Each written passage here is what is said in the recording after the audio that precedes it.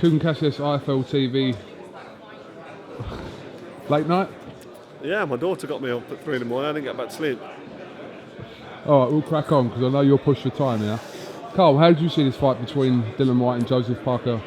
First of all, it's a great fight. I'm looking forward to it. I think that Joseph Parker just edges the experience over the distance for me, over the championship rounds and world title experience. Just for me, makes him a slight favourite. But don't underestimate Dillian Whyte because he's hungry, he's fit, he's strong, he's punching hard. So you never know, he could catch him. But if you're a betting man, then the smart money's got to be on Parker to win on points. But it's boxing, there's two of them in there and anything can happen. And like I said, Whyte can bang. If he catches Parker, I think it's down to what Parker's got left. He had a bit of a stinker fight against Hughie Fury, then he got outclassed by AJ. So it's whether he's wound up and he still wants the game. If the desire's still there, he'll come back with a great performance. If he's not really that interested, he's got a few quid now in the bank, he might be thinking, this will do me now, I'm not really bothered. So I think it's down to how Parker performs, but I don't want to write Whyte off because White's a good fighter. Has he improved since the Joshua fight? I don't know because he's not done anything since the Joshua fight, has he? But that would have made him a better fighter. He would have learnt a lot from that loss. It's a close one. It's difficult to pick a winner, but the smart money for me has to be on Parker. What have you made of this whole Joshua Wilder situation? We now Joshua's obviously going to fight Povetkin on the 22nd of September. What have you made of that whole saga that sort of dragged on for a long time? Joshua Povetkin? No, about the Wilder situation with Joshua. I don't know, it's a bit annoying, it's frustrating. I'd like the fight to happen, but I think it builds on it. If they leave it till next year, it builds a little bit more. But there's not been a drug issue, have there, with Joshua Wilder? I thought you mentioned drugs then. No. Oh, right, okay. I said it's dragged on. Oh, dragged on. Sorry, I've got Povetkin in my head because he obviously had an issue with drugs. Yeah. More but than whose once. fault is it that the fight isn't happening now? Eddie Hearn's. It's always Eddie Hearn's fault. You reckon? Yeah, definitely. No, seriously. No, seriously, it's Eddie's fault. Okay. Like 100%. Why do you think that? Because he's a very good promoter, and he'll like that little G up there. Yeah, because the title of the video is to be Eddie Hearn to blame for the fight not happening. Yeah, listen, he won't take any blame for it, but he knows what he's doing, and this fight builds. The longer this fight goes on, the bigger it becomes. Are you saying this is strategically done for the fight to specifically happen? There's always a few little things that can happen that get in the way, and you can then say, right, that's it now, we can't do it. I think the money was there, wasn't it? The 50 mil was there, and everyone's saying the money was there, what's the problem? But Eddie Hearn's got his plan, his long-term plan for AJ, and in the short term, Povetkin's probably a good call. See what happens with Whyte, and then, see who else has slipped in as a mandatory. You know the game. And then eventually, he'll fight Deontay Wilder, the guy that's dangerous, the guy that could beat him. Are you kind of suggesting that there wasn't really any intention from... Get myself into right. No, I'm asking. There was no intention of that fight happening this September. This is all my own opinion, by the way. By the way, you're entitled to your own opinion. Exactly. I don't know. I think if everything would have stacked up right and Joshua fancied it and Robert McCracken fancied it, the fight would have happened. But between Eddie, Josh and Rob, the fight's not happened for whatever reason. And I don't think it's a problem that the fight's not happening now because it will be bigger and better when it happens. And I think AJ wins, by the way. Don't get me wrong. Deontay Wilder could beat AJ if he catches him and hurts him and goes for the finish. But for me, AJ's going to get more experience now. He's going to become an even better fighter than what he is.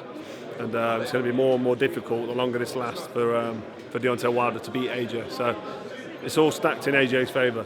Where does Tyson Fury fit into all this, in your opinion? I don't know. He had his comeback fight, didn't he? That people aren't that impressed with his comeback fight. I thought he did well to go through what he's gone through. My brother's 3 years sober. He got his chip last week, and when you got issues, whatever the issues are, if you get over them and get yourself back to a position that Fury's in, I'm proud of him. I want him to do well. Can he compete at world level, top world level again?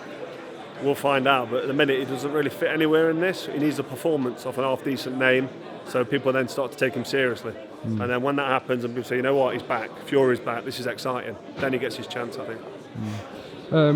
Grosz and Callum Smith is going to happen in September. We're waiting for the venue and the date from the World Boxing Series. Who's your pick in that fight? Grosz, Callum Smith, great fight. I feel sorry for Grosz. Don't feel too sorry for him, but it's a shame his shoulder's playing him up because the last thing you need is a shoulder injury in boxing. So depending on how bad that shoulder is, will depend on whether or not he can beat Callum Smith. I don't think it's just the shoulder. A completely fit George Groves against a completely fit Callum Smith is a close fight that I think George Groves wins. I think he wins it on experience over world title. sort of distance against quality opposition. Let's not forget he's fought me twice. Quality 2 fights from there. But no, jokes aside, he also fought Badu Jack, and then he went and won the WBA title, and he's done well, hasn't he? The kid's done good since what happened to him through his world title challenges. He's kept with it. He's kept the desire. I admire the guy. I admire George Grosz. I mean, we got me on camera saying that now. I'm proud of him, and I think he's doing really, really well. Well, he is doing really well. This fight against Callum Smith is really unfortunate that he's been hindered by a shoulder injury, and I hope that's not the reason the result goes whichever way it goes. But it's a 50-50 fight that I favour Groves to win purely on experience. If the fully fit Groves isn't back because of his shoulder, then he'll probably get beat because he will need to be at his best to beat Callum Smith. What did you make of James DeGale vacating his IBF title recently? I'm not surprised. Anything James DeGale does, I'm not surprised because I'm not sure how serious he is about the game. He's vacated because he thought he was going to get beat. As far as I'm concerned, he thought the guy was too good for him, and I don't know, for whatever reason, he's probably banked a few quid. And how much does he love the sport? How big's his desire? You know, there's question marks about his lifestyle outside the ring, which isn't always the best. To me, he's a bit of a waste of talent. I think if he'd stuck with it and listened to his trainer and really stayed serious about the sport, he could have been in the mix and he could have been a threat for all the super middleweights. But I don't know. We need to see a good performance from James DeGale. We need to see him coming back. It's a shame that he's vacated his title because it's the start of a slippery slope downwards when you start vacating. Where does he go now? He's not world champ. Who's he going to fight next? I don't know. Like I said, wasted talent if he doesn't do anything now. One more, Canelo Golovkin. Obviously, we know we'll fight each other in the rematch on the 15th of September. Your thoughts on that, Mr. Froch? I think it's a great fight. I think it's a joke that you can fail a drugs test and then just get like a 6-month ban or whatever it is.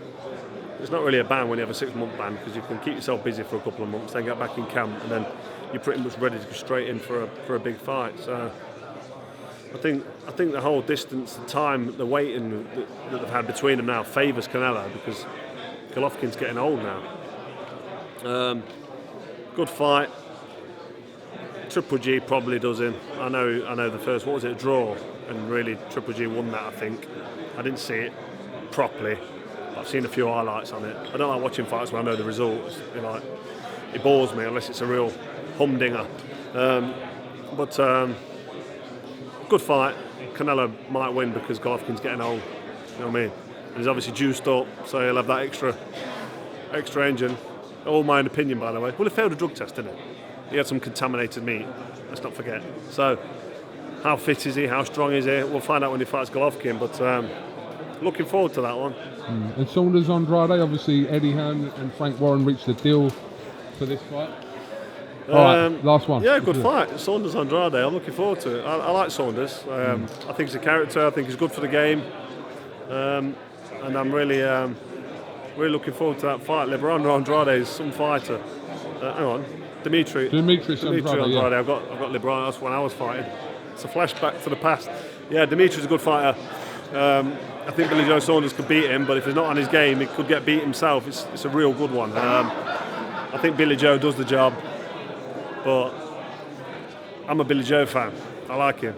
Every time I look at him on his Instagram and I hear him speak, it makes me smile. He's a character, and the game needs characters. So good luck, Billy. Do the business. I think he's good enough. He's a good fighter, a good boxer, and I reckon he'll do it. If the fight happens, is it going to happen?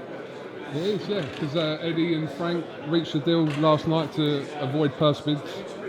Fight's going to happen in October, apparently. So brilliant. That's good. What's your problem, mate? Mr. Froch has got a meeting, so he needs to leave. Old days, me and Froch, back in the old days, undefeated as driver and team. Yeah, he is the undefeated. Really? But the new driving champion's Freddie Boy. He'll be watching this, so shout out to Freddie. What? Immaterial, now he's not champion, it doesn't matter. Champion. You're seeing your Wembley record being shattered every day, aren't you? He'll always be number 2. Always be number 1 at Wembley, wasn't he? First man. You were the first one. Inaugural. First never followed. Josh has done it like. Listen, I set it up for all the rest to follow. Okay, got to go now. Cream it in. No. Good times, mate. Let's be honest. Good times. Absolutely. Yeah. But yeah, you set the precedent, didn't you? Yeah, I set it. Who cares? Who cares? I'm old news now, mate. All I want to do is go home to my 3 little kids. Fist pump. we blew it up. Thank you very much. Cheers, Kugan. Sarah, Eddie. Eddie, Yes, Are Cobra. you hijacking them? can I just say something? Rematch. He says 2 seconds. Oh, wait, mate. Be over. What does he say? Yeah, we're going now. We're going now. What does he say? He said, can I say what you said, or should we wait Can't for him remember what I to say it? said. Was it bad or He good? said that you're to blame for Wilder Joshua not happening this year. Fucking cheeky Yeah, what else did I bastard. say at the beginning of the interview? Right, what did you say? About him being one of the best or the best He promoter. said it's the number I'm one not to promoter in blame. this I'm room definitely today. not to blame. They didn't come back to us on a contract, but I won't take offence to that comment. Yeah, you can answer it now though. You can answer it now. Okay, What cool. I said was the fact that Joshua may or may not be ready. Robert McCracken's got an opinion on what he wants his boy to do, because ultimately he's his trainer. What he says really has to have an effect. And as a promoter, you've got a job to do but- to maximise everything. Yes, but I will say that everybody was prepared to take the fight for the deal that we agreed with Wilder. Yeah. For the deal that we offered Wilder, that he accepted, Yeah. we were all prepared to take the fight. So I will agree with you that McCracken, as you know Rob McCracken very well, he's never in a rush No. to fight those kind of fights. Joshua's, you know Joshua, ready It's to his fight job, him now. not only as a trainer, it's his job to protect his fighter as well. But Rob, when you boxed Yusuf Mack, Yeah. Rob was going to me, I don't like this fight, oh, this is a tough fight. You smashed him to bits. So with Joshua, he wants to fight anyone. He's ready to fight now. But we were prepared to take the fight if the terms were what we wanted, and we got that exactly right. Yeah. But they never come back to us on the contract. So there you go. They never came back. So But a lot of what you say is correct. So fuck you. cheers, Eddie. See you in a bit, mate. And not See you, one of There the you best go. promoters either. The best. Thank you. See you later. Thank you.